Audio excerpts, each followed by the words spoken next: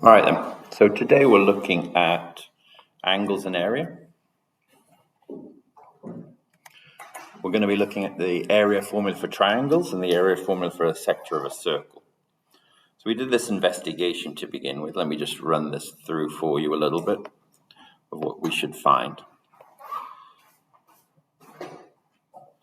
So if we take a triangle, and I think it was labeled A, B, C.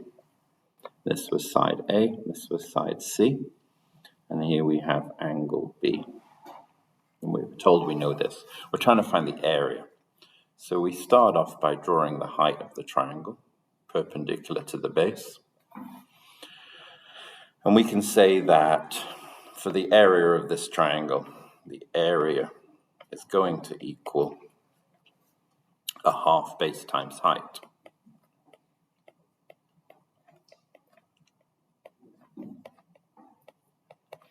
So in terms of our letters there, that's a half C times H. And we've put in H here. But if we don't have H, we can calculate it. We do know the angle B, and we do know the side of the hypotenuse. So we can find the size of H by using a little bit of SOHCAHTOA. If we use SOH, we have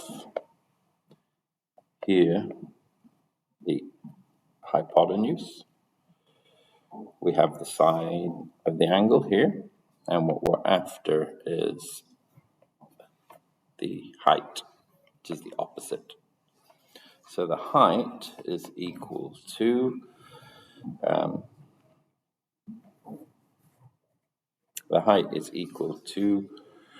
the hypotenuse times the sine of the angle B, which is A sine B. If we take these two formulas, put them together, we get that the area of the triangle is equal to half AC sine B. And what that is in terms of the triangle, this is a general formula that we use for the area of any triangle. We call it the area formula, and it doesn't matter which sides we have. What we need to do to use the area formula for a triangle, let me draw a triangle like this. To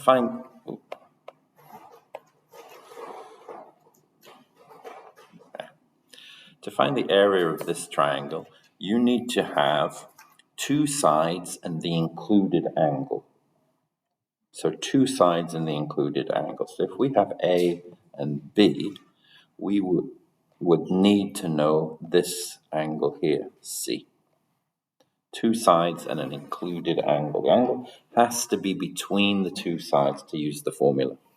If you have that, then the area is equal to a half AB sine C. And this is your standard formula. So it's always two sides and the sine of the included angle.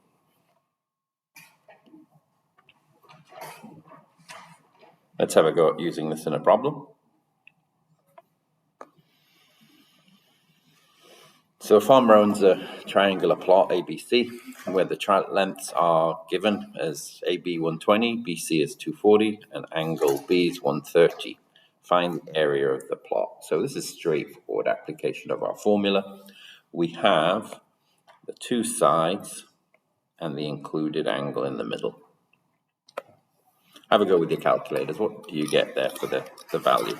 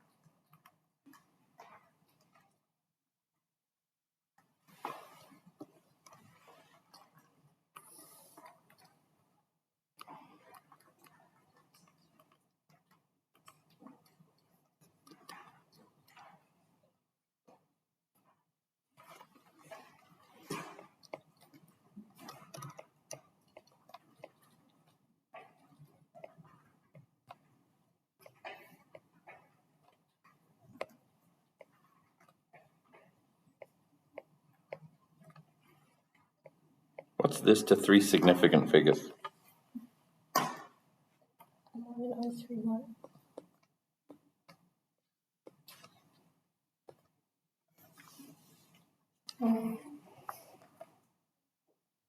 Oh, sorry, but the question didn't want to the nearest, to three significant figures. It says to the nearest integer.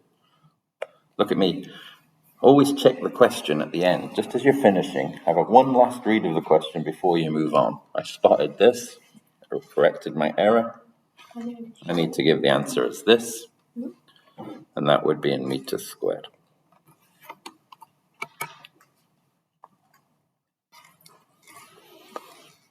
Okay, have a go at this problem for a couple of minutes. Give you a couple of minutes for this. Just pause the video. Okay, let's have a look at our solution for this one. So we've got this side here, and we are after which side? We are asked to find AB. AB is there. So notice that those two sides include the angle 25. So we can use the formula given. And the area is now 29.6, which has to equal half times 7 times our unknown, which I'll call x, times the sine of 25.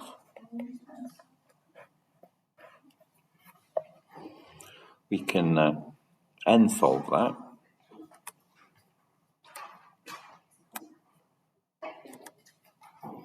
Just take the calculator and n solve it.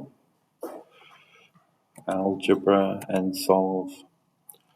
We want 29.6 is equal to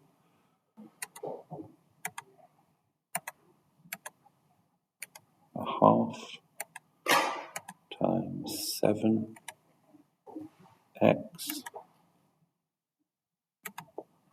times the sine of 25, comma, solve for the variable x. Ooh, I've got an extra multiplication there in the middle. And I got two x's, I'm getting a lot of doubles. This gives me x is equal to 20.0. I'll mark it as 20.0 for this and not 20 to show three significant figures. Take care with a number like this one. It's 20.011. When you're rounding it, it's not 20, it's 20.0 because that shows that it's been rounded, that it's not an integer answer that you're getting. It shows a bit more accuracy. Okay, let's have a look at the next question. Find the area of a triangle vegetable garden with the given sides. Okay, a little bit more problem solving here on this one. Give you a couple of minutes to have a go at that one for you. Okay, so we can't find the area of this without knowing an angle. So the first thing we need to do is find an angle. We could either use the sine rule or the cosine rule. The sine rule doesn't work without at least one angle, so the sine rule is out. Whenever you have a problem which involves three sides, either three known or two known and one to find, it's the cosine rule. So you need to go to your formula sheet, dig up your formula sheet, and here we have the cosine rule. So I'm going to find angle C because then I have to rearrange the formula sheet at all. So there it is, and let's write it up here. So the cosine rule says that cos C is equal to a squared plus b squared minus c squared over a 2ac. Let's put the numbers in. So cos C is going to be, well, there's C, so it's going to be 7 squared plus 12 squared minus 15 squared all over 2 times 7 times 12. When you're using this formula, I've written it wrong. AB. I've written it wrong here.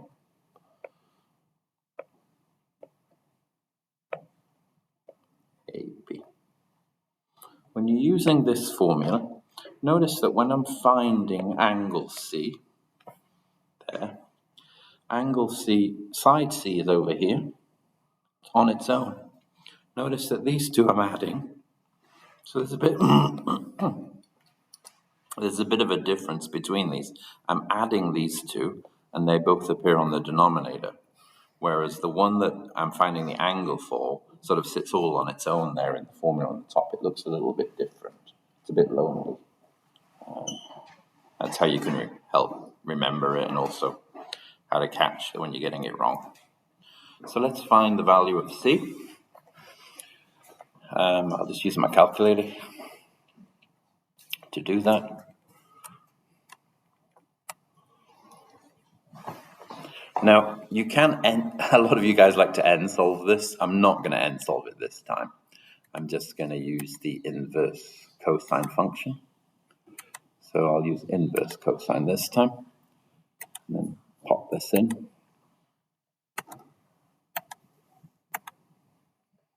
We've got 7 squared plus 12 squared minus 15 squared all over 2 times 7 times 12.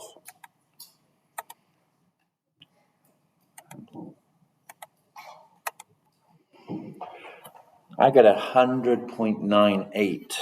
So I get that this, I'm going to write down on my page that this is equal to 101 degrees. But I'm not going to use 101 in my next calculation. I write down 3 significant figures, but I don't use it. I'm going to use that 100.98 value that you have on your calculator. Carry your accuracy forward. So if I have this one now at 101, which two sides should I use for the area formula together with the 101? 7 and 12. 7 and 12. Why do I use 7 and 12? Because they're the ones that are right next to the one. Because they're the ones right next to the one. Try pick up some of the vocabulary that I use. 101 is the included angle of those two sides. But anyway, you are correct. Nobody hears what you're thinking when you're writing it on the paper in the exam, do they? Half times 7 times 12 times the cosine. And I'll write 101, but I'm not going to use 101. Let's type that into the calculator. I'll do it as 0.5 times 7 times 12 times the sine of my answer from the previous one. I get 41.2. 41.2. And that is, do we have any units? Meters. Why did you write cosine on that? Because I'm an idiot. Oh. Because I'm an idiot. Sine, of course. Thank you.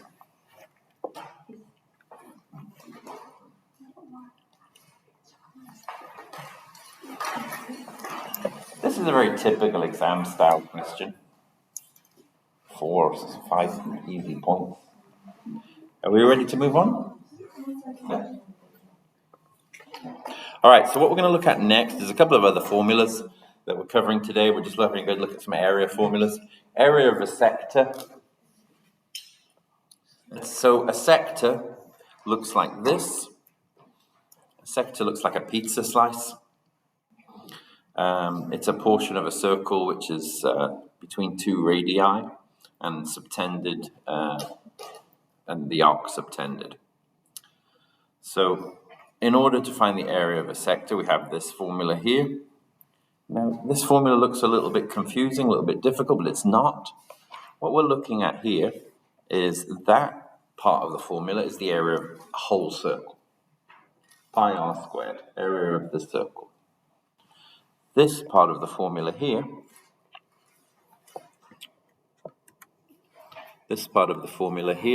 is the fraction.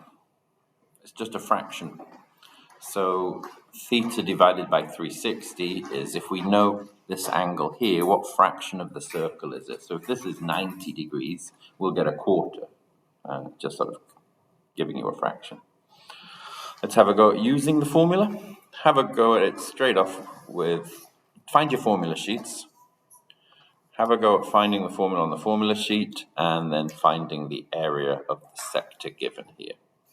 So a crop sprinkler irrigates the circle, radius 5, find the area of the sector BAC. So that is wanting this area here. Okay, I'll pause the video for a minute.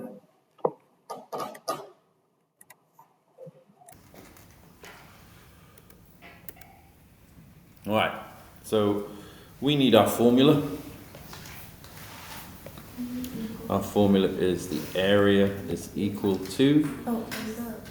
Oops, I'm not even sharing.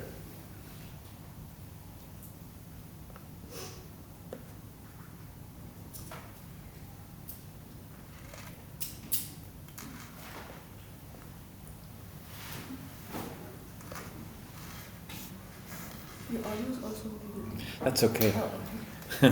That stops one of my computers talking to the other one. But thanks. Okay, so we need our area formula is equal to the angle over 360. That's the fraction of the circle, pi r squared. Putting our values in, we've got 120 over 360, which is about a third, pi times 5 squared. So we've got a third pi times 25. You can always answer exact. You will never be penalized. When it comes to exams, giving an exact answer will always get you the full points. So this would get you the full points. Giving the exact answer, always correct. Giving a whole, if it's an integer number, so that's considered an exact answer. So is this. Fractions like this one with a pi in them, always correct. Unless the question specifically says to 3 significant figures or to the nearest integer. This question does. It says give your answer to 3 significant figures. So you've got to put it into your calculator because the question required it. Otherwise we could have stopped there. And I got 82.2. And this is in meters squared again.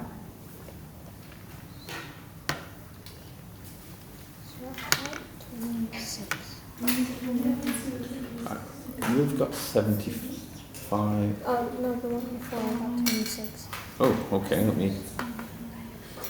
Oh, I've got an extra... Sorry, I see it. I've got an extra pi. I'm timesing my answer by pi for some reason. Let me try it again. 26.2. Excellent.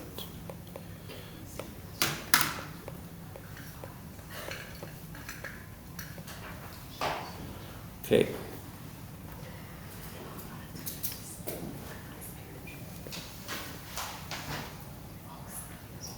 This is the most typical exam question on everything we've seen today. It ties the two together. Have a go at this question. It's a very common question that comes up. 5 minutes for this one. A lot of pieces in it. Okay, so in this problem we're after the area of the segment. Let me put that word up there for us. So this type of a shape is called a segment, as opposed to the sector. So the first step in it, and one thing that we tend to see that we find a little bit tricky, is we're given this length here as being 4, And when it comes to certain parts of the problem, we're going to need to find this length here as well. Usually the diagram isn't as obvious as this and isn't as easy to see that these are both radii of the same circle. Look for that. When you're trying to find a length, when you've got a circle or even just an arc drawn from the center of a circle, and you've got one length label, but somewhere else in the diagram, something else is coming from that same origin point, it's also going to be 4 centimeters. It's a very common problem solving sort of trick to sort of make things a little bit tricky for you. So hopefully what you found out now is in order to get the area that we want, we need to find the area of the entire sector and then remove the area of this triangle here. So we need the whole sector, and then we remove the triangle and we get the segment. So that would give us area of sector minus area of triangle equals area of segment. Often putting that up would get you the first point on this type of a question. So the area of the sector is going to be 75 over 360 times pi r squared, pi 4 squared. Isn't it 2 pi?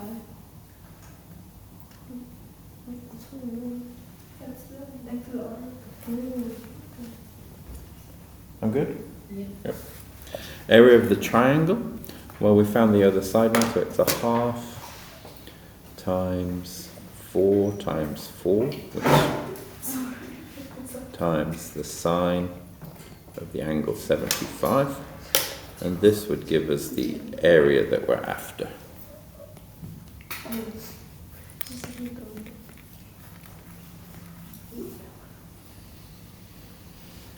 So let's type that into the calculator.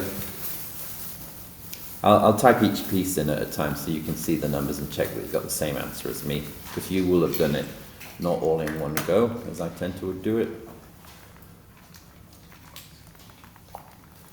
So we get about 10.5 for the area of the sector.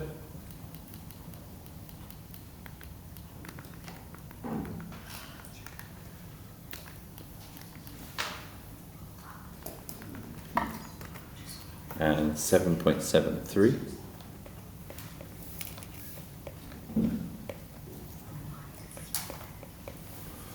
And if we subtract those two,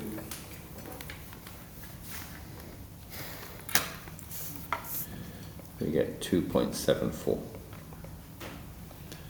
And our units will be centimeters squared. Okay, that's it for today. I'd like you to have a work with the classwork exercises 2C and then the homework 2D.